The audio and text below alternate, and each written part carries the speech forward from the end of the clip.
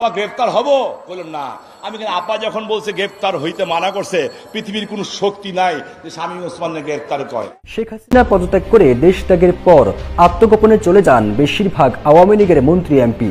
এবার ধীরে ধীরে ধরা পড়তে শুরু করেছেন লুকিয়ে থাকা মন্ত্রী এমপিরা।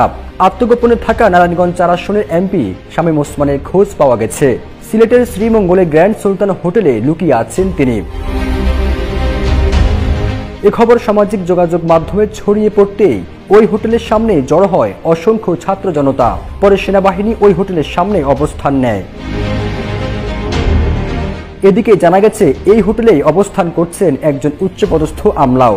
তিনি পরপর ইলেকশন ইঞ্জিনিয়ারিং এর সঙ্গে যুক্ত ছিলেন এবং শেখ হাসিনার সাথে তার পারিবারিক সংযোগও আছে। এ বিষয়ে শ্রীমঙ্গল পৌর মেয়র মোহাম্মদ মহসিন মিয়া গণমাধ্যমকে জানান, নারায়ণগঞ্জ ৪ আসনের এমপি শামীম ওসমান হোটেলে থাকার খবরটি সম্পূর্ণ অসত্য।